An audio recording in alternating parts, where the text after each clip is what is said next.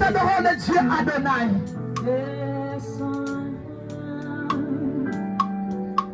Seigneur, tu mérites. Seigneur, tu me mérites. Oh, tu le mérites. Dans ta puissance infinie, tu es Dieu. Dans ton amour infini, tu es Dieu. Tu es Dieu, Seigneur. Je ne t'oublierai jamais. Car tu demeures dans ton amour infini. Le Dieu qui m'a sauvé. Le Dieu qui m'a délivré de la mort. J'adore le Dieu qui fait roi.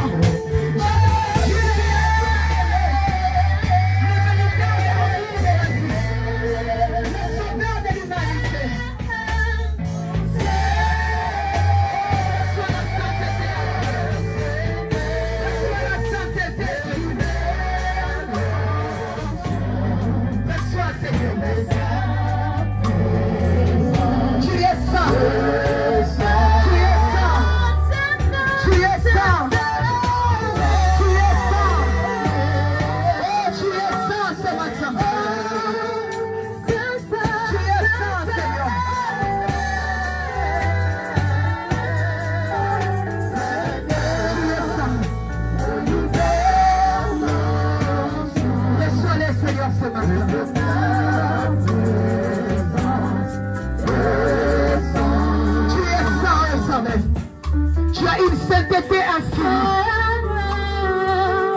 Tu renouveles ta sainteté de jour en jour. J'adore le Dieu saint. Le Dieu qui essuie mes larmes. Le Dieu qui résout mes problèmes. Même dans le secret, lorsque l'homme ne fait pas, c'est Dieu est avec moi. Même de félicitations, il me sauve.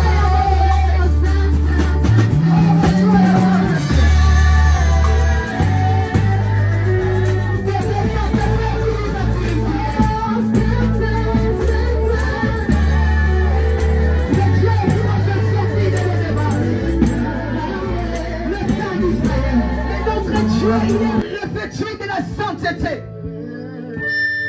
Notre Dieu, il est revêtu d'une gloire. Il est revêtu d'une beauté extrême. La beauté humaine peut varier selon l'âge. Mais notre Dieu, d'âge en âge, il reste beau.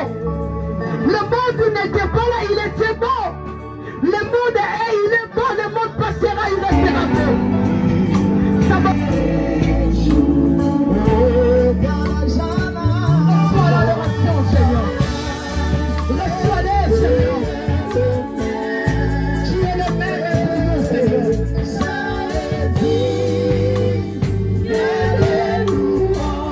Tu en es dit ce matin.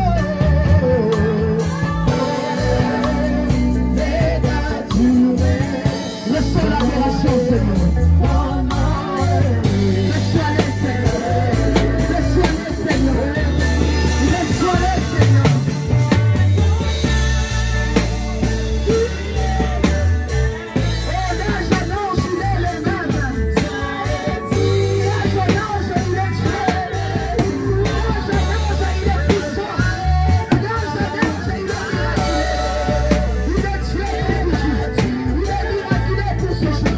Il est guérissant.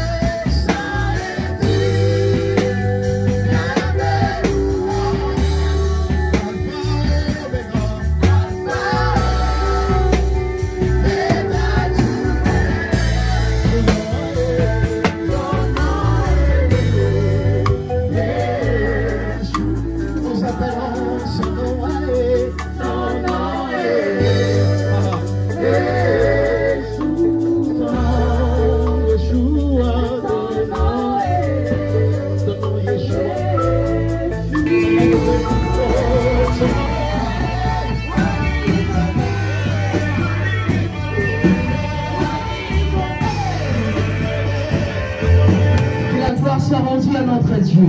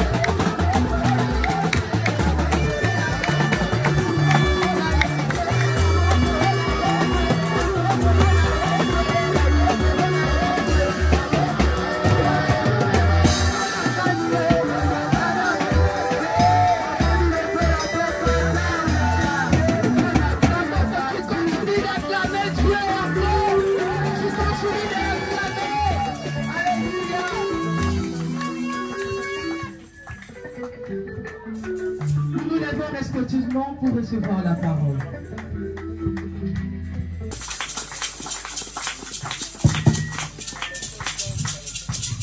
Amen.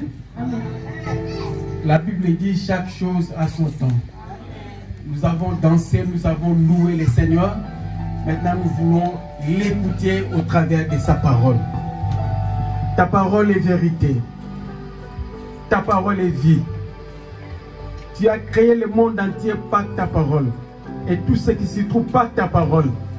Crée encore quelque chose dans nos vies par ta parole qui va sortir ce matin.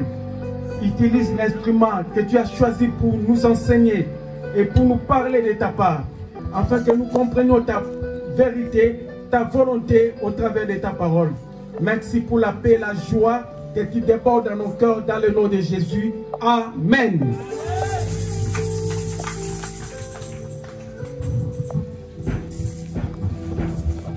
Je vous salue dans le nom merveilleux et glorieux de notre Seigneur et seul Sauveur Jésus-Christ. Soyez bénis. Tu peux saluer ton voisin de gauche et de droite, tout en lui disant que Dieu te bénisse. Mon frère, ma soeur, tu as une expérience spirituelle. Le monde est régi par l'adoration. C'est-à-dire les hommes que nous sommes créés par Dieu, nous sommes appelés à l'adorer. Et vous avez vu, nous sommes dans l'Apocalypse chapitre 5, 13, 14, tous les peuples, toutes les nations, tous les êtres au ciel, sur la terre, sous la terre, adorent Dieu. Et nous avons reçu cette vision d'élever Dieu, de l'adorer. Parce qu'il nous a montré que dans ce pays, les gens ne l'adorent plus. Le pays où nous avons la majorité de la population qui est chrétienne, mais les chrétiens n'adorent plus Dieu. Dans les enseignements que nous allons donner, je voudrais vous donner quelques aspects, les enseignements que nous allons donner pour comprendre. Et le thème de cet enseignement, le syllabus que nous allons distribuer, c'est devenir adorateur. Devenir adorateur. Aujourd'hui, je voudrais introduire et je vais avancer. Là où je vais m'arrêter, je vais m'arrêter. Amen. Amen. Amen. Amen. Pour comprendre ce que c'est l'adoration, je vais définir. Je voudrais vous faire comprendre l'adoration, c'est comme la vie chrétienne. Le disciple qui a suivi Jésus. Il y a 4 niveaux de disciples. Et il y a 4 niveaux d'adoration. 4 disciples, types de disciples, 4 niveaux et 4 niveaux d'adoration. Pour ce qui concerne les disciples, le premier niveau, c'est les disciples de la multiplication des pains. Là, vous trouvez dans Matthieu chapitre 14, verset 15 à 21, l'histoire que nous connaissons. C'est le premier niveau des disciples. Ils ont suivi Jésus pour le pain. La caractéristique de ces disciples, c'est que le service n'est pas leur problème. Le service de Dieu n'est pas leur problème. Ils sont venus là pour manger. Le premier niveau de disciples. Ils sont contents d'être parmi ceux qui mangent. Ils sont contents d'être parmi ceux qui vont recevoir le pain. C'est l'image de le premier niveau d'adoration. Des gens qui viennent à l'église pour adorer, mais ils sont là sans comprendre pourquoi ils sont là. Ils ont une adoration formelle, le formalisme. Mais ils ne sentent pas cette adoration. Mais ils sont bénis, ils ont le pain.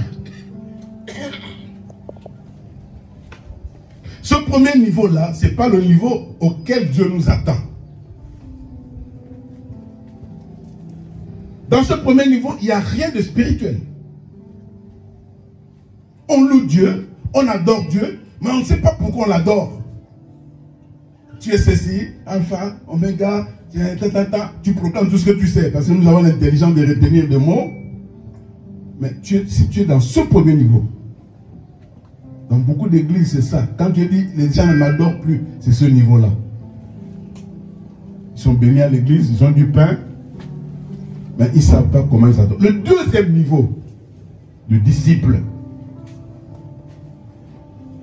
qui s'apparente au deuxième niveau d'adoration, c'est le niveau des 70 disciples que Jésus a envoyés. Luc chapitre 10. Jésus les a envoyés en mission. Ils sont conscients d'avoir été choisis par Dieu.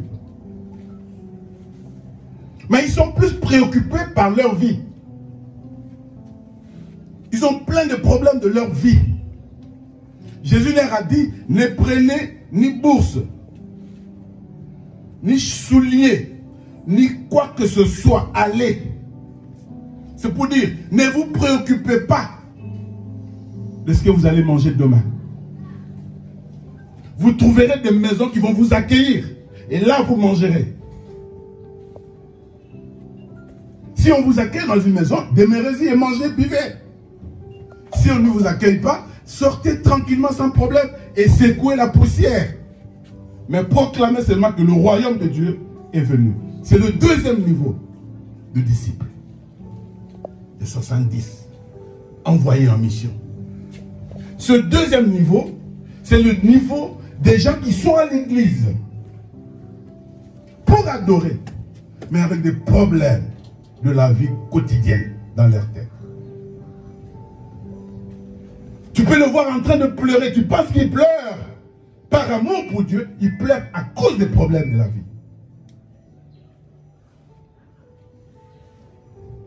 Ils savent qu'ils ont le pouvoir que Dieu leur a donné. Les chrétiens savent qu'ils ont le pouvoir. Mais ce pouvoir qui n'est pas exercé.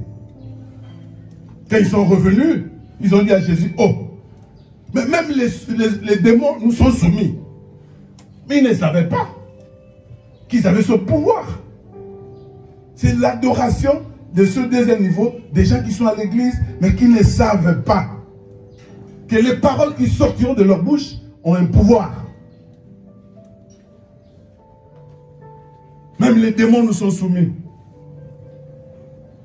Jésus leur a dit, je voyais Satan tomber. Quand tu adores Dieu, à ce deuxième niveau, Satan tombe. Mais toi, oublie les problèmes de la vie quotidienne. Le troisième niveau, ça c'est des choses qu'on va développer. Mais je donne les grandes lignes. Le troisième niveau, c'est le niveau de 12 apôtres.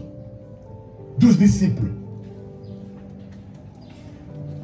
Jésus les a choisis pour vivre dans son intimité. Il peut être dans la foule avec beaucoup de disciples, mais quand il se retire, il a 12 personnes. Dans ces 12 personnes, il y a un qui va le trahir.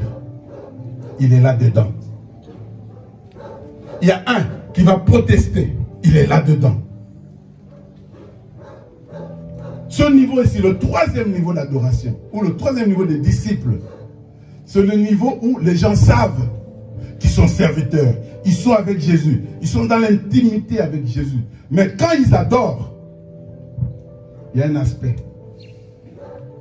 Il y a le péché dans la tête qui fait blocage. Judas était là pour trahir Jésus, mais il était parmi les 12. Et toi, tu peux être là, mais avec un péché quelconque que tu traînes depuis des années, mais tu vas adorer.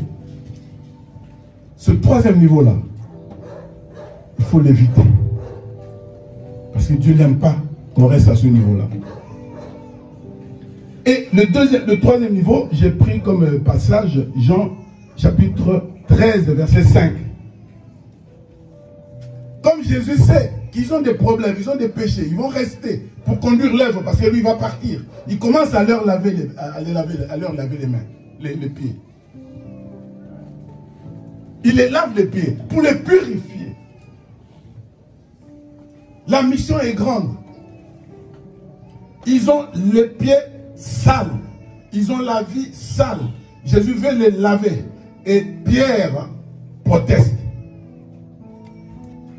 C'est l'orgueil. Il y en a qui adorent Dieu, qui aiment bien adorer Dieu. Ils sont à ce troisième niveau, mais ils sont de l'orgueil. Le troisième niveau, c'est des gens qui ont un péché caché et des gens qui ont l'orgueil. Si c'est bien parler français, tu entendras des phrases. Oh Jésus, tu es le saint des saints, le pur, de ceci, de cela. Des phrases confectionnées qui sont dans la tête, tu commences à les sortir et tu penses que tu es en train d'adorer. Ce troisième niveau, ce n'est pas un trône d'adoration. Quatrième niveau, le niveau auquel Dieu nous appelle dans cette église. Jean chapitre 13, verset 23.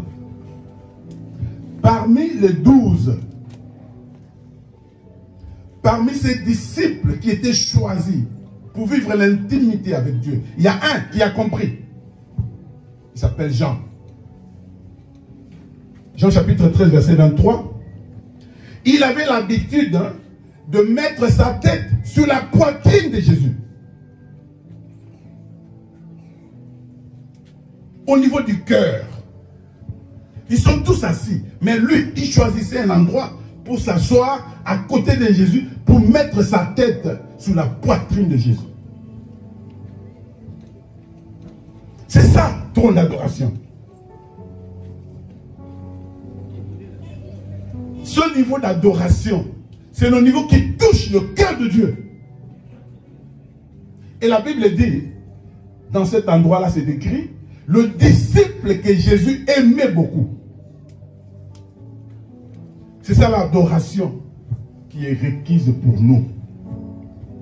Nous voulons adorer Dieu, toucher son cœur et marcher dans des conditions qu'il veut que nous puissions marcher, afin que nous soyons des disciples qu'il aime. Quelqu'un peut dire Amen. On va continuer. Après cette introduction-là, le premier point que j'aborde, ça, c'est le style de vie de l'adoration, de l'adorateur. Je vais vite, ce sont des choses qu'on va développer. Je vous donne quelques points qui ne sont pas exhaustifs. Le style de vie de l'adorateur. D'abord, l'adorateur est vrai. Si tu veux adorer Dieu, sois vrai. Et la vérité dans ta bouche. Vis dans la vérité. Car celui que tu adores est la vérité. Vis dans l'honnêteté. C'est ça, le style de vie de l'adorateur. Vis dans l'amour. L'amour de Dieu et l'amour du prochain. C'est des choses que Jésus a déjà données comme règle. Il faut vivre dans l'amour de Dieu et du prochain. Il faut être comme Job. Dieu a témoigné de Job. Il faut être un homme, une femme qui craint Dieu, qui est intègre, qui est droit et qui se détourne du mal. Ça c'est Job chapitre 1er. Premier verset. C'est ça le style de l'adorateur. L'adorateur n'est pas celui qui vient ici, qui adore, qui loue avec des paroles merveilleuses, mielleuses, mais une vie désordonnée. Ah, tu es à côté de la plaque. Tu n'es pas au 4e niveau de l'adoration. Il faut être intègre, craignant Dieu, se détournant du mal. L'adorateur est humble. Il n'est pas présomptueux. Présomptueux, la présomption, c'est avoir une trop grosse opinion de soi-même. C'est l'orgueil. C'est pas ça l'adorateur. L'adorateur, c'est celui qui est humble, mais qui sait qu'il ne sait pas prier. Comme nous verrons, c'est le Saint-Esprit qui donne les paroles. pas que tu sais prier. Les disciples étaient avec Jésus tous les jours. Ils l'ont entendu prier plusieurs fois. Mais un jour, il y a un qui s'est levé pour dire, apprends-nous à prier. Ils ont reconnu, eux qui étaient avec Jésus, ils ont reconnu qu'ils ne savaient pas prier. Le disciple qui est adorateur vit dans la sanctification.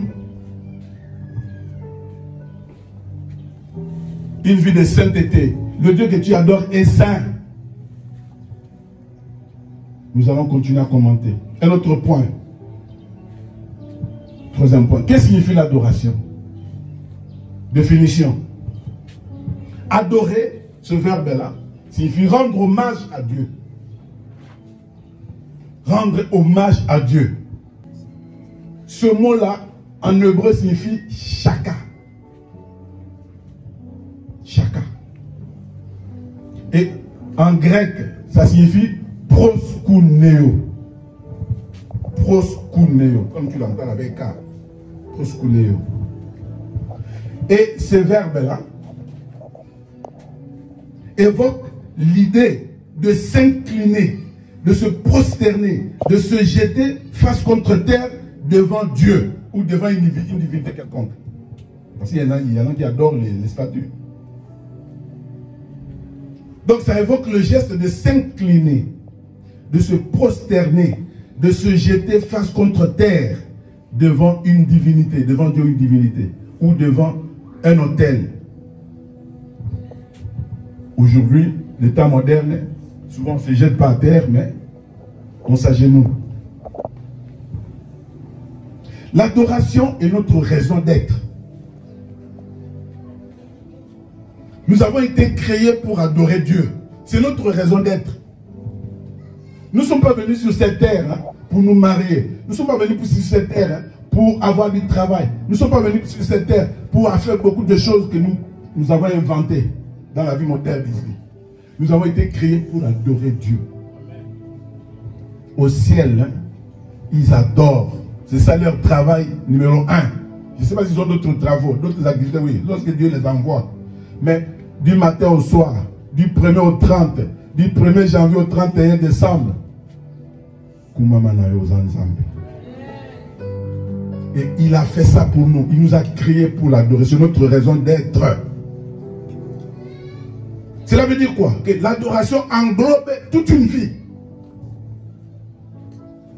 La vie d'une personne qui est adoratrice, c'est cette vie-là adore Dieu elle-même, la vie.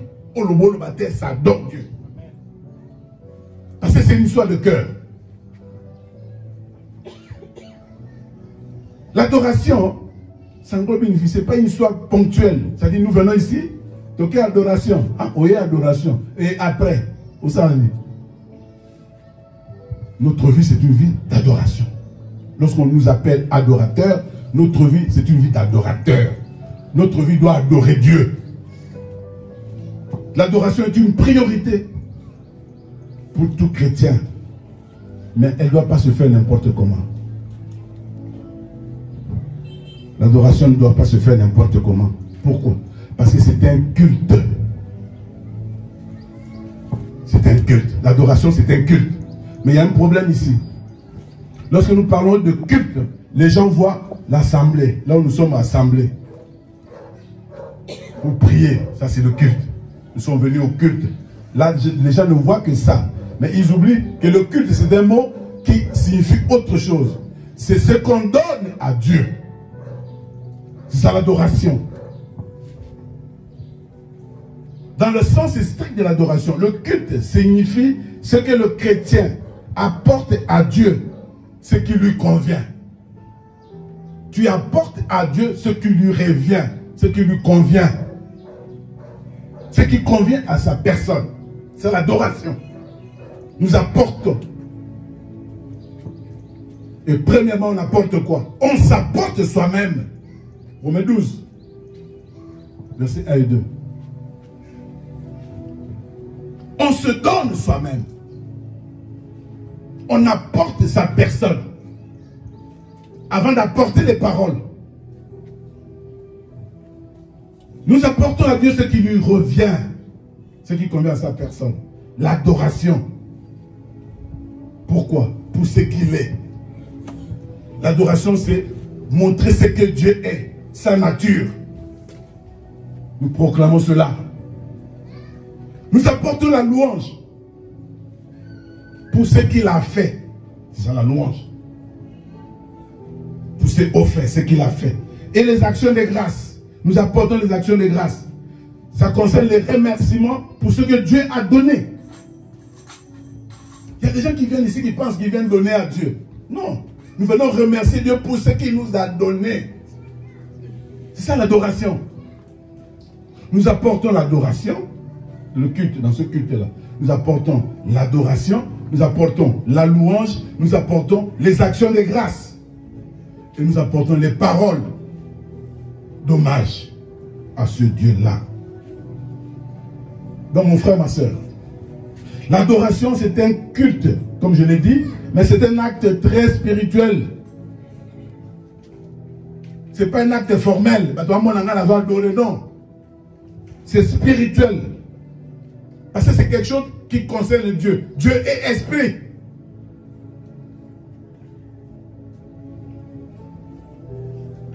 Un acte qui plaît à Dieu. Donc on ne peut pas mélanger l'adoration avec ce qui est profane, ce qui est charnel, ce qui est mondain. Tu ne peux pas être ici en train d'adorer dans la mondanité. Non,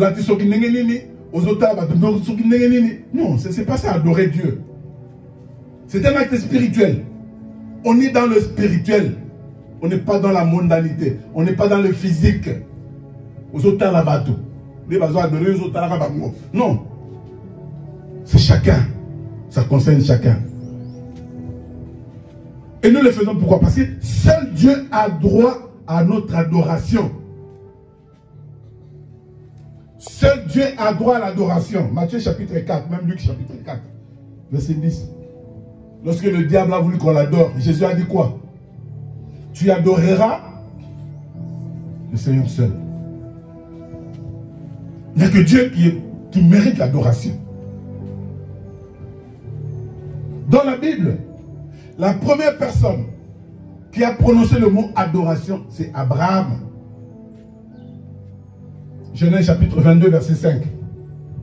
Par révélation. Abraham, c'est le père de la foi. Par révélation. Dieu lui a demandé de donner son fils unique. Isaac. Ils sont partis avec le fils, avec les travailleurs. Ils arrivent à un endroit donné. Parce que la montagne était déjà là. Pour monter à la montagne. Il leur a dit, vous restez ici. Je monte avec le jeune pour aller faire quoi? Pour aller adorer. Le culte, c'est donner à Dieu. Il est monté pour aller donner à Dieu Isaac, son unique fils. Ce qui lui coûte cher. Mon frère, ma soeur, ce qui coûte cher dans ta vie, c'est toi-même. Donne-toi à Dieu comme offrande de bonne odeur. Pour être adorateur. Il est monté pour aller adorer, pour aller donner Isaac. Et vous connaissez la suite. Dieu a fait le reste parce qu'il avait agréé cette offrande. L'adoration, c'est un culte. Voilà pourquoi on dit il y a le culte personnel. Il y a le culte personnel. Tu es en train de te donner à Dieu. Tu lui donnes ce qui lui revient, l'adoration, la louange, les actions de grâce. Voilà, c'est ça le culte. Maintenant, j'en arrive à un autre point. L'enseignement, la révélation de Jésus sur l'adoration. Là, c'est Jean chapitre 4, versets 20 à 24. La rencontre de Jésus avec la Samaritaine. Cette rencontre, c'est Jésus qui l'a voulu. Il est Dieu. Mais il voulait faire comprendre à cette femme quelque chose sur l'adoration. Et pour nous expliquer à nous ce que c'est l'adoration. Bien-aimés dans le Seigneur, cette femme Vous connaissez l'histoire. Jésus arrive, demande de l'eau à boire. Il refuse de lui donner de l'eau à boire parce qu'il est juif, elle est samaritaine. Entre les juifs et les samaritains, on ne se donne pas des choses. On ne se parle pas. Toi, tu es juif. Pourquoi tu me demandes à boire? Je ne peux pas te donner. Elle n'a pas donné. Jésus dit, si tu savais, celui qui te demande de moi à boire, si tu savais, moi je t'aurais donné de l'eau vive. Il dit, mais toi, tu es plus grand que notre père Jacob qui nous a donné ce puits. Tu es plus grand que lui. En ce moment-là, Jésus commence à lui parler. Parce que la femme dit, donne-moi alors cette eau-là pour que je puisse boire. Pour que je n'ai plus soif. Maintenant, écoutez bien. C'est cette femme qui parle de l'adoration. Ce n'est pas Jésus.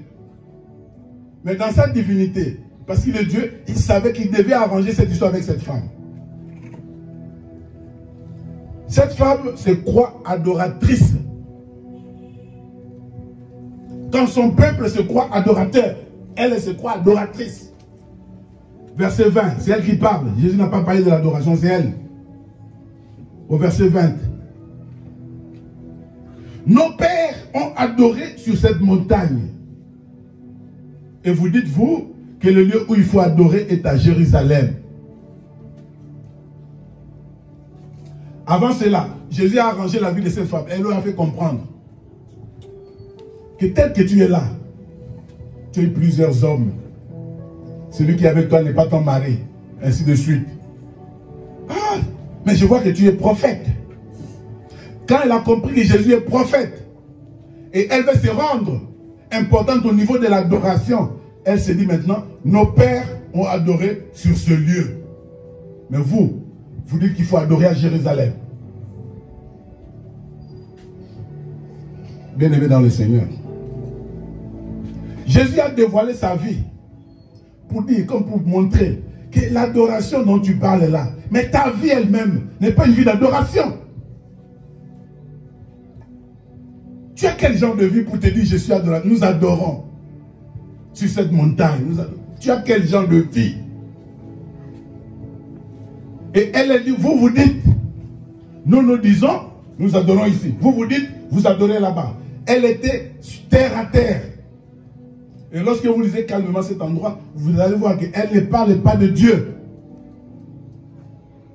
Pour elle, l'adoration est humaine. On est habitué à le faire. Elle était habituée. Vous dites, vous adorez là-bas, nous on adore ici. C'est ça. Nous devons faire attention. Dans trop d'adoration, nous ne sommes pas ici pour nous comparer. Nous nous adorons, vous vous adorez. Non, non. Ça c'est un esprit sectaire. Un esprit de commencer à mettre des gens de côté. Jésus lui dit au verset 21, fille, femme, les choses ont changé. Ce n'est pas chez vous ici, dans cette montagne de Garizim, ni à la montagne de Sion, à Jérusalem, qu'on adore Dieu. Maintenant, c'est Jésus qui parle du Père. La femme n'a pas parlé du Père. C'est Jésus qui dit, bon, on adore le Père. Ce n'est plus sur ces montagnes. Les choses ont changé. L'adoration, c'est l'affaire du Père. Ce n'est pas l'affaire humaine. Ce qui compte, ce n'est pas le culte. Ce n'est pas le lieu du culte. Ce qui compte, ce n'est pas ici ou ailleurs où on sera partout. Ce n'est pas le lieu du culte qui compte, mais c'est la façon de le faire qui compte. Verset 22, Jésus dit, mais d'ailleurs tu parles d'adoration. Mais en cette matière, les Juifs sont mieux informés que vous. Ils savent quel Dieu ils adorent. Mais vous adorez quel Dieu?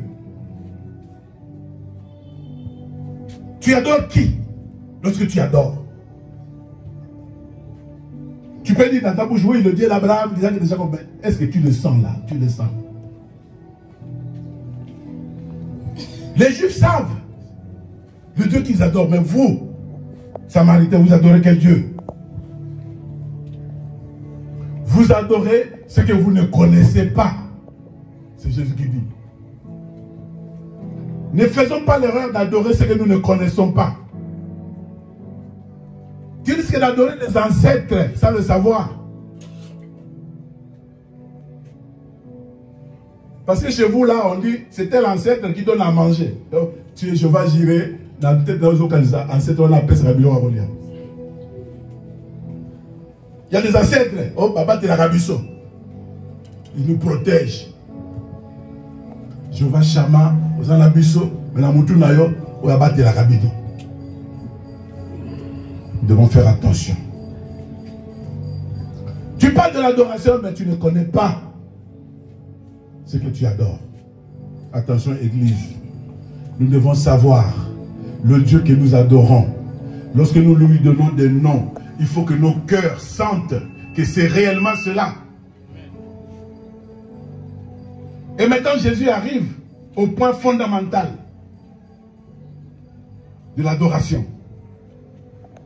L'heure vient, femme, l'heure vient, Église, où les vrais adorateurs adoreront le Père en esprit et en vérité. Pourquoi? Jésus le dit, parce que Dieu est esprit. Dieu est esprit. Je le répète, Dieu est esprit. C'est là. Les vrais adorateurs se concentrent sur le Père, pas sur les hommes. En esprit. Cela veut dire dans leur esprit, dans leur âme. Bien sûr, nous adorons, nous donnons beaucoup plus d'importance aux paroles que nous prononçons lorsque nous adorons. Non, ici c'est en esprit. Il faut que ton esprit soit en rapport avec l'esprit de Dieu. Dieu est esprit. Il faut que ça soit connecté. C'est pour cela que Dieu nous a donné l'esprit. Il nous a donné l'esprit pour que notre esprit soit connecté à lui. Connecté à son esprit. Dieu est esprit. Il faut que ceux qui l'adorent en esprit. Avec leur âme, leur pensée, leur âme, leur pensée, leur cœur, leur esprit. Et en vérité, vous le connaissez, vous le savez. C'est avec sincérité. Sans formalisme. Vous savez, bien aimé, on ne trompe pas Dieu. Quand tu fais semblant, tu trompes qui? Il faut adorer en vérité. Il faut que tu sois sincère dans ce que tu dis. Il faut que tu sentes cela. C'est ça, en vérité. Le Père n'est pas une personne située à un endroit donné. Il est esprit. Il est partout. Amen, amen. En matière d'adoration, le Saint-Esprit, le Saint-Esprit communie avec l'esprit de l'homme. Afin que toi tu honores Dieu. Afin que tu glorifies Dieu. Il faut que ton esprit soit connecté au Saint-Esprit pour honorer Dieu. Pour avoir des paroles qui touchent le cœur de Dieu. Il faut que le Saint-Esprit soit en action en toi. Je peux dire Amen. C'est pour ça que j'arrive. Ça c'était le premier chapitre. L'introduction. Le deuxième chapitre maintenant. Avoir une relation personnelle et authentique avec le Saint-Esprit. Comme nous venons de comprendre, c'est le Saint-Esprit qui fait tout. Alors, toi et moi, comme adorateurs, nous devons avoir une relation personnelle et authentique avec le Saint-Esprit. Pour devenir un vrai adorateur, il faut avoir une relation personnelle et authentique avec le Saint-Esprit. Pour cela, première condition, il faut être né de nouveau. Celui qui n'est pas né de nouveau n'est pas adorateur. Même s'il prononce les paroles qui conviennent. Un occultiste peut bien adorer Dieu. S'il est intellectuel, il connaît beaucoup de choses. Il peut très bien adorer Dieu. Pendant que lui, il adore. Tu ne connais pas sa vie. Tu ne connais pas ce qu'il a fait la nuit. Toi-même, tu es là. Tu n'entends même pas ce qu'il dit. Mais il faut être né de nouveau. C'est ça la condition numéro 1. Pour avoir une communion avec le Saint-Esprit, il faut être né de nouveau. C'est ça, Jean chapitre 3, verset 3. La rencontre de Nicodème avec Jésus. Un adorateur, c'est celui qui a réglé le problème du salut. Un adorateur, a sauvé. Le Seigneur l'a racheté de la mauvaise façon de vivre qu'il avait. Maintenant, il est une nouvelle créature. Né de nouveau par la foi en l'œuvre salvatrice de Jésus-Christ. C'est ça, adorateur. Et l'esprit, lorsqu'on accepte Jésus comme Seigneur et Sauveur, l'esprit de Dieu vient habiter en toi. Mais il vient habiter, ça c'est naturel, ça c'est le principe. C'est le changement de nature que le Saint-Esprit apporte à une personne.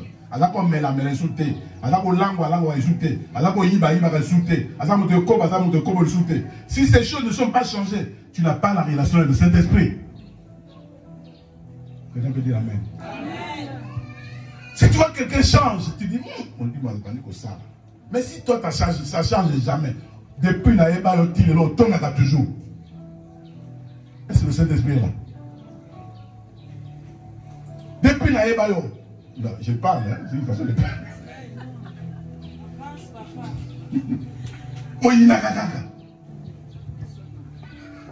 Oh, je t'adore, je te loue, tu es Dieu, tu es ceci, tu es de là. Et vous voulez que le Saint-Esprit vous conduise. Le Saint-Esprit, l'esprit d'unité. Oh. Il faut que tu naisses de nouveau, Nicodème. La nouvelle naissance. C'est-à-dire, il faut que l'ancienne nature de toi là soit clouée à la croix. Le vieil homme doit être crucifié. Si le vieil homme n'est pas crucifié, on a un problème comme adorateur. La nouvelle naissance. Parce que la vieille nature là ne saisit pas les réalités spirituelles. La vieille nature ne sait pas adorer Dieu. La vieille nature n'adore pas Dieu, n'obéit pas à Dieu. La vieille nature ne te fera pas entrer dans le royaume de Dieu. C'est l'esprit qui doit agir. Nicodème, si tu es né de nouveau, maintenant tu deviens comme une personne qui est comme le vent. Tu ne sais pas d'où il vient, tu ne sais pas où il va. C'est ça le Saint-Esprit. Une personne qui est conduite par le Saint-Esprit. Le cœur de l'homme est mauvais. Il faut que tu sois régénéré. Il faut que tu sois né de nouveau. Marc les chapitres 7, versets 21 à 23. C'est du dedans de l'homme que viennent les mauvaises pensées, les mauvaises choses. Romains chapitre 8, verset 8. Ceux qui vivent selon la chair ne plaisent pas à Dieu. 1 Corinthiens chapitre 2, verset 14. Là, c'est la même chose. Marc 7, 21 à 23. Romains 8, 8. 1 Corinthiens 2, 14. La vieille nature est incapable d'aimer Dieu. La vieille nature est incapable d'adorer Dieu. Il faut naître de nouveau. Un adorateur, c'est quelqu'un qui est né de nouveau. C'est le Saint-Esprit qui vient te donner une nouvelle nature. Romains 6, 6. Le vieil homme a la disposition innée à faire le mal. Il faut que nous ne soyons plus esclaves du péché. C'est pour ça que nous devons naître de nouveau. Un adorateur, un vrai, c'est celui qui est dépouillé du vieil homme et qui a revêtu l'homme nouveau. Et qui a une relation avec le Saint-Esprit. Relation avec le Saint-Esprit. La relation d'esprit à esprit. Il faut vivre une vraie relation avec le Saint-Esprit pour être un vrai adorateur. La nouvelle naissance se vit par la foi en Jésus-Christ. Jean chapitre 3, versets 14 et 15, avant 16. Jean chapitre 3, versets 14 et 15. Nous, on connaît chapitre 3, 16. Mais il faut lire 14, 15. Là, tu vas voir qu'il y a la nécessité de la foi en Jésus-Christ. C'est la nouvelle naissance qui permet à ce que tu sois de la famille de Dieu. Jean chapitre 1, verset 12 à 13. La lumière est venue chez soi, chez les siens. Les siens ne l'ont pas reconnu. Mais à ceux qui l'ont reçu, il a donné le pouvoir de devenir enfants de Dieu. Lesquels sont nés, non de la chair, mais Dieu seul. Quelqu'un peut dire Amen. Le dialogue de Jésus avec Nicodème, c'est la base de tout. Le Saint-Esprit, c'est lui qui amène le changement de la personne. Tu veux être adorateur. Tu avais ton expérience spirituelle ailleurs. Mais ici, il faut soigner la relation avec le Saint-Esprit. Celui qui change. Amen, amen. Mais, le Saint-Esprit est la personne la plus incomprise de la divinité. Le Saint-Esprit, c'est la personne la plus incomprise de la divinité. Alors un petit point. Qui est le Saint-Esprit? Le premier petit point, c'était être né de nouveau dans ce chapitre. Le deuxième petit point, c'est qui est le Saint-Esprit? Le Saint-Esprit est Dieu.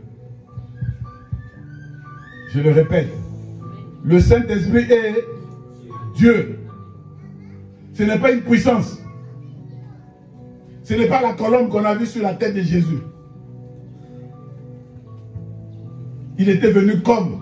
C'est-à-dire, il s'est matérialisé comme. Mais ce n'est pas la colombe. Vous recevrez une puissance. Le Saint-Esprit, non, il n'est pas la puissance. Il est Dieu, l'une des personnes divines de la Trinité. Le Père, le Fils et le Saint-Esprit. Ils sont trois en une personne. Trois personnes en Dieu, comme on dit. Le Saint-Esprit est Dieu. De la même façon que tu parles à Dieu, de la même façon que tu parles à Jésus, tu peux lui parler. Tu peux parler au Saint-Esprit. Tu peux le saluer le matin. Parce qu'il est là avec toi. Tu peux le saluer. Bonjour Saint-Esprit. Nana dit bien, hein, merci. Tu peux parler comme ça. Tu peux causer avec lui. Il est disponible. Et il te parle, tu peux l'écouter. Tu peux avoir une relation personnelle avec le Saint-Esprit. Lorsque tu fais cela, mon frère, ma soeur, l'adorateur que tu es, ta vie sera transformée par la puissance de Dieu à cause de cette relation. Beaucoup d'enfants de Dieu manquent de puissance parce qu'ils ont négligé la relation avec le Saint-Esprit. L'origine du Saint-Esprit, c'est depuis le commencement. Il est Dieu. À la création, il était là. Genèse chapitre 1, verset 2. Quand Dieu a créé le monde, le Saint-Esprit était là en train de mouvoir. Lorsque Dieu a créé l'homme, le Saint-Esprit était là. Quand il a dit faisons l'homme à notre image, il parlait à qui? Au Fils et au Saint-Esprit. Trois personnes en une personne. Faisons l'homme à notre image. Le Saint-Esprit est depuis le commencement. Il ne faut pas le négliger. Ses actions sont mentionnées partout dans la Bible. Dans l'Ancien Testament, il agissait au niveau des prophètes, au niveau des rois, au niveau des juges, au niveau des élus que Dieu avait choisis. Il leur donnait le Saint-Esprit pour agir.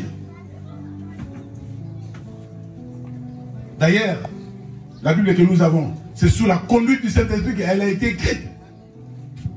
2 Pierre chapitre 1 verset 21. C'est poussé par l'Esprit que les hommes ont parlé de la part de Dieu.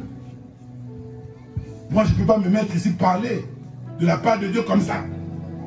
Est-ce que c'est possible? C'est le Saint-Esprit.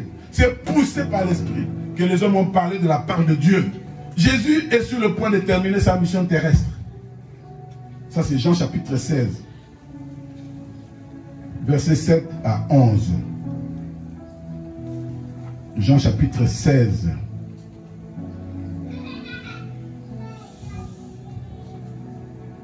Versets 7 à 11.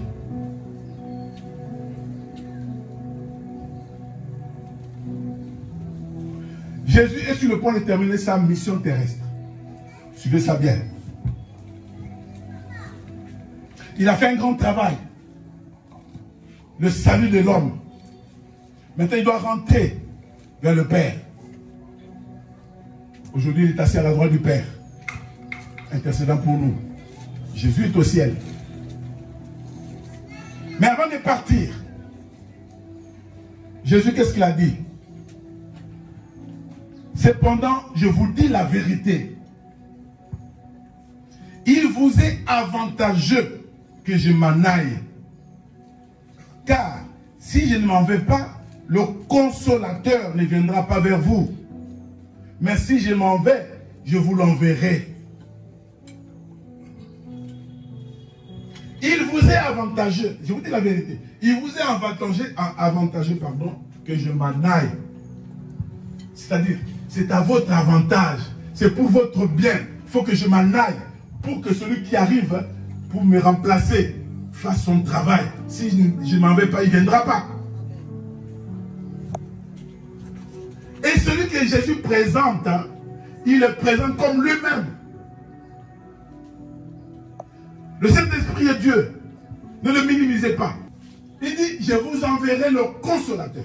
Consolateur signifie parakletos en grec. Parakletos, ça signifie quoi? Défenseur, conseiller, avocat, assistant. Défenseur, conseiller, avocat, assistant. Quelqu'un qui est venu pour secourir, pour soutenir le chrétien dans sa faiblesse et dans son ignorance. C'est le Saint-Esprit, le Parakletos. Celui qui vient pour vous enseigner, pour vous montrer le chemin, pour vous montrer comment adorer. C'est le Saint-Esprit. Il vous est avantageux qu'il vienne assis ailleurs. Donc nous sommes en train de vivre cet avantage. Là, ne négligeons pas cette grâce que nous avons de recevoir le Saint-Esprit. Jésus l'appelle un autre consolateur. Jean 14 et 16. Si je ne m'en vais pas, un autre, je vous enverrai un autre consolateur. C'est-à-dire un autre moi-même. Parce que lui-même était le consolateur. Il était venu consoler le peuple qui vivait dans les ténèbres, qui souffrait à cause du péché. Il est venu consoler. Maintenant, lui part. Il dit, je vous enverrai un autre consolateur. Celui qui fera les choses comme moi, dans le rôle que j'ai rempli quand j'étais sur la terre. Mon frère, ma soeur, il faut avoir une relation intime avec le Saint-Esprit. Parce qu'il est là pour nous guider. Il est là pour nous donner des mots pour adorer. Si le Saint-Esprit ne te donne pas le mot pour adorer, tu vas parler blablabla comme un tchakou. C'est le Saint-Esprit qui nous accompagne dans notre marche vers le ciel en tant qu'adorateur.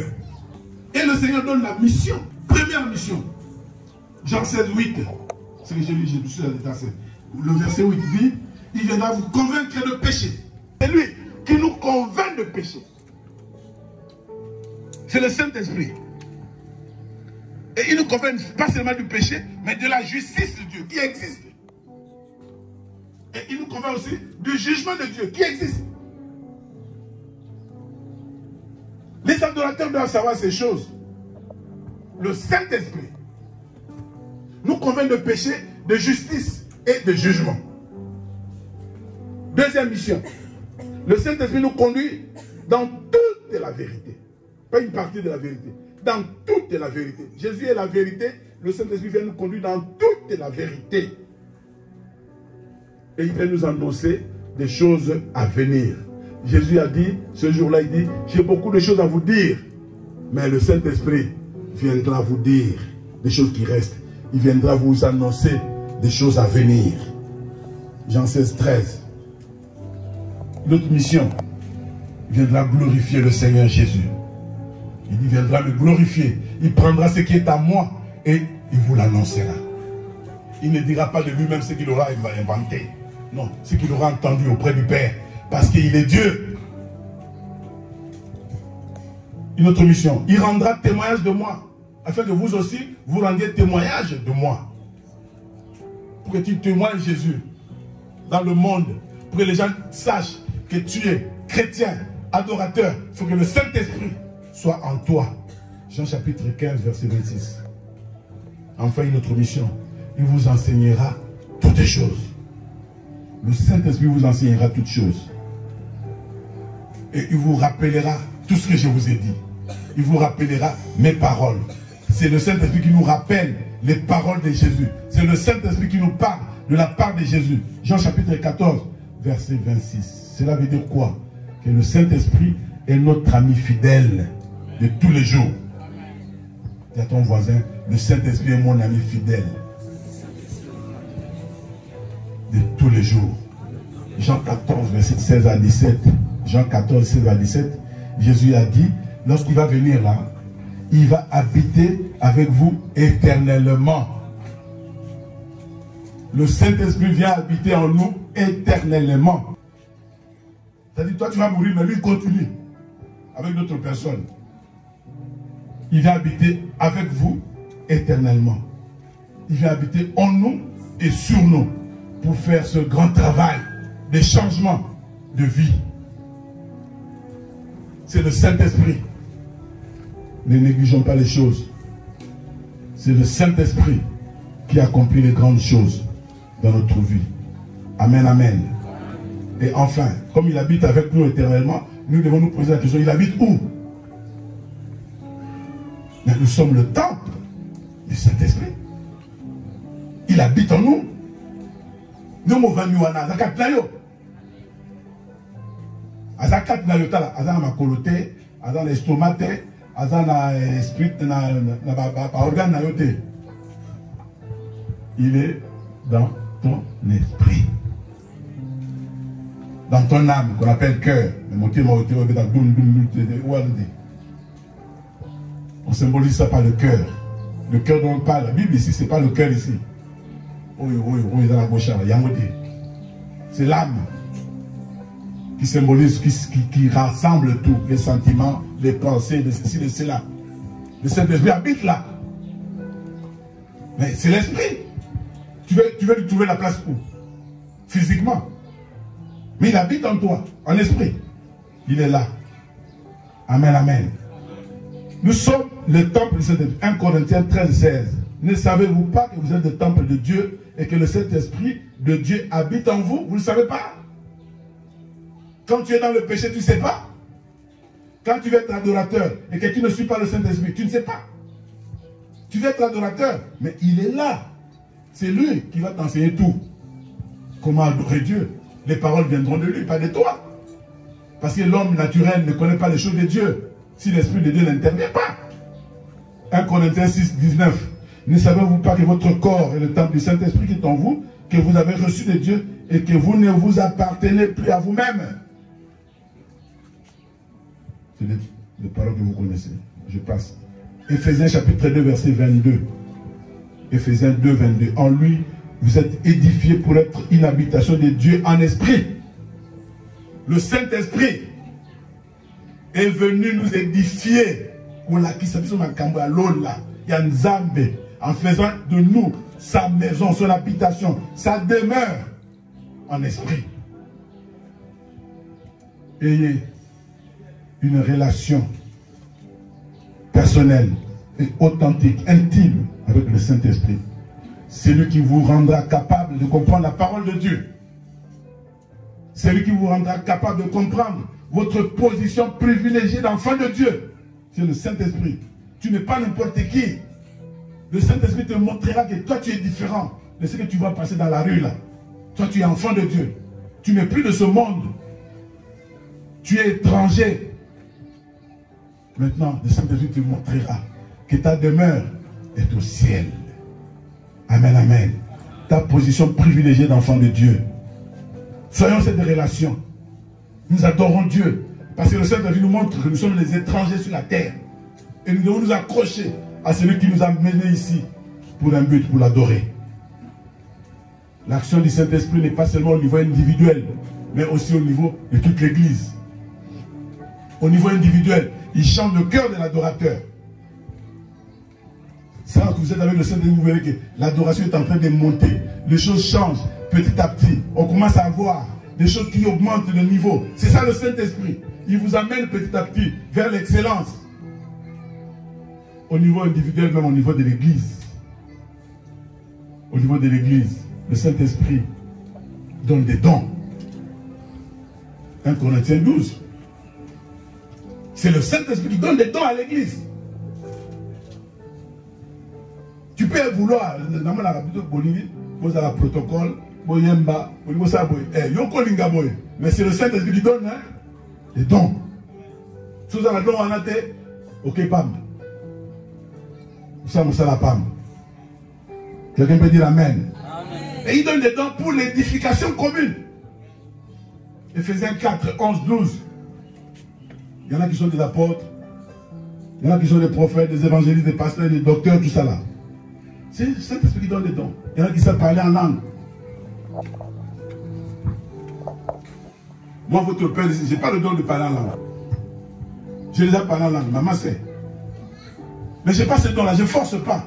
Moi, je n'ai pas ce don. On a prié avec maman, il y a quelques temps, on a prié. Elle a le don de parler en langue. Quand on prie, on a apporté la langue, est-ce qu'on a pensé? C'est quoi ça, le moi, je continue à parler normalement. Mais puis, ce qu'on y est, yaka. Ce qu'on y est, moi, je continue. Je ne force pas. C'est comme un rokoro shengue de même. C'est le Saint-Esprit qui donne des dons. Dis Amen bien. Amen. Si tu n'as pas ce don-là, ne force pas.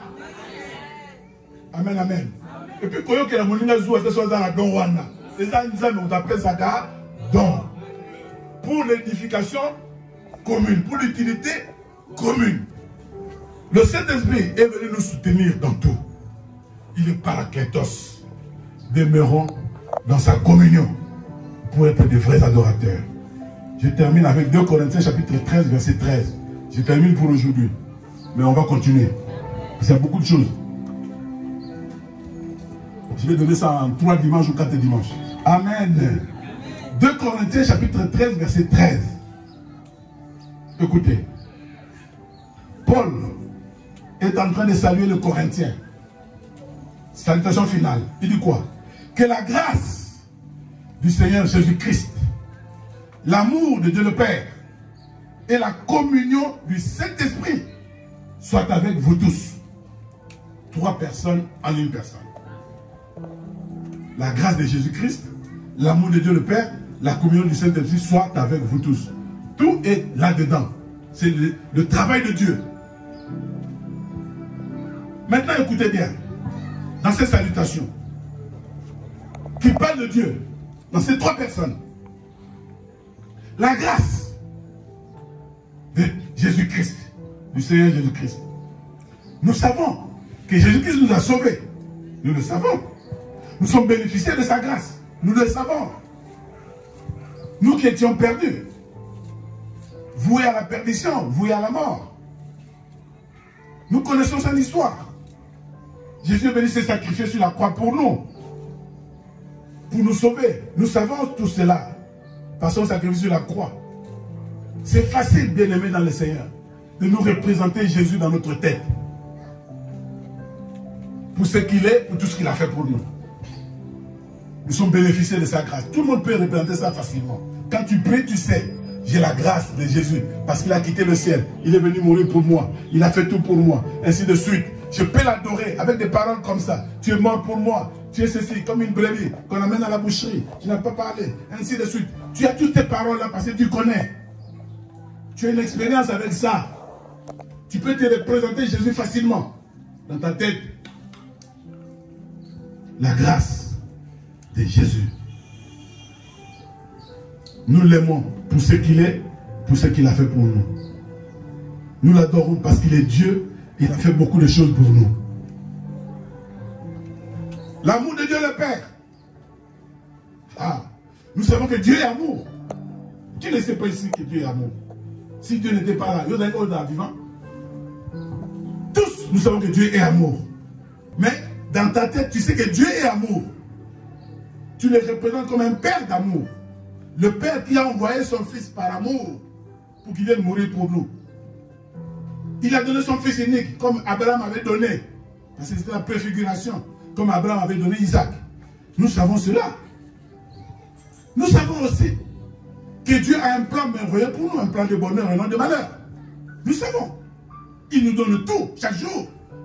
La respiration, par exemple, le souffle de vie. Nous savons tout cela. Nous savons, c'est l'Écriture qui nous montre que nous devons prier Dieu au nom de Jésus. Parce que Jésus a dit, je suis le chemin. Nul ne vient au Père que par moi. Alors nous disons, j'ai prié ainsi au nom de Jésus pour atteindre le Père. Parce que nous sommes en Jésus-Christ. Tu ne peux pas prier en ton nom. En mon nom, Beyoko, la souki prière est organisée. C'est au nom de Jésus. Mais toi, tu es en Jésus. Nous savons nous représenter le Père. Parce qu'il est le Dieu d'amour. Dieu est amour.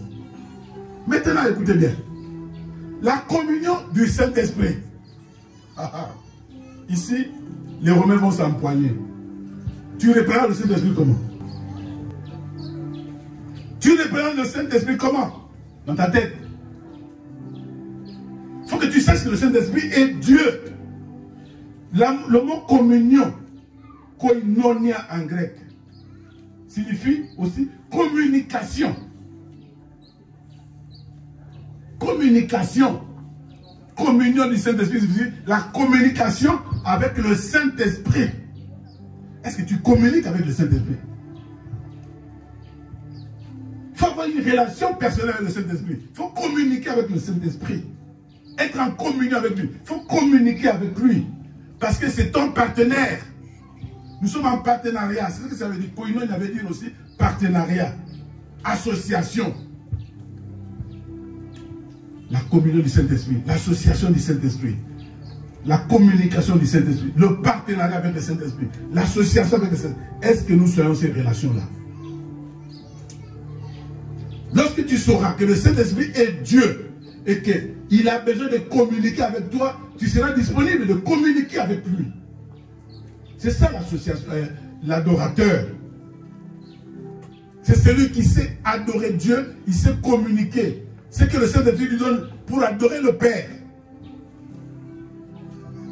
Le Saint-Esprit est Dieu, mais c'est une personne difficile à représenter dans notre tête. Parce qu'il y en a qui, dans la Bible, c'est le souffle. Bon, ils ont représenté le souffle, le pneumat. C'est compliqué. Comment est-ce que tu peux reconnaître l'action du souffle du Saint-Esprit? Parce que lui-même, le Seigneur dit, le vent souffle. Tu ne sais pas d'où il vient, où il va. C'est compliqué pour nous, les enfants de Dieu. Mais la seule chose à retenir pour être un vrai adorateur, c'est reconnaître que le Saint-Esprit est Dieu. De la même façon que Dieu, le Père, de la même façon que Dieu, le Saint-Esprit, le Fils. Mais sur le même plan d'égalité. Là, tu seras un vrai adorateur. Amen, amen. Le Saint-Esprit est Dieu. Ne négligeons pas la communion du Saint-Esprit. La communication du Saint-Esprit. Parce qu'il nous parle tous les jours. N'ayons pas l'impression que le Saint-Esprit n'est pas puissant. N'ayons pas l'impression que le Saint-Esprit, c'est une puissance. Puissance, donc Saint-Esprit a ça. Il est Dieu. Et celui qui occasionne tout ça, tout ce que nous sommes en train de faire ici, c'est le Saint-Esprit qui agit. Je peux dire amen. Pour ce culte existe, c'est le Saint-Esprit qui a réveillé ses enfants pour organiser toutes ces choses-là, même pour la collier, le Saint-Esprit était là pour dire, il parle, il donne des enseignements, il donne des directives, mais nous ne savons pas. Parce que nous sommes distraits. Nous avons lié corde, le Saint-Esprit est en train de te conduire. C'est ça le Saint-Esprit. Quelqu'un peut dire amen. Jean chapitre 6, verset 63. C'est l'Esprit qui vivifie. C'est l'Esprit qui vivifie. J'arrête là. C'est l'Esprit qui vivifie. C'est-à-dire, c'est l'Esprit qui donne la vie nouvelle. Tu as la vie. Depuis que tu existes, tu vis. Oui, tu vis. Mais c'est l'Esprit qui vivifie. C'est-à-dire, la vie nouvelle là, d'adorateur, la vie nouvelle en Dieu, c'est l'Esprit qui te donne ça. N'oublie pas, soigne ta relation avec le Saint-Esprit et tu vivras une vie de gloire. Au nom de Jésus, Amen. Il y a beaucoup de choses encore. Nous allons continuer dimanche prochain et nous allons continuer encore pour vous parler des vrais adorateurs. Je vous ai parlé seulement des adorateurs, mais on n'a pas encore parlé des vrais adorateurs.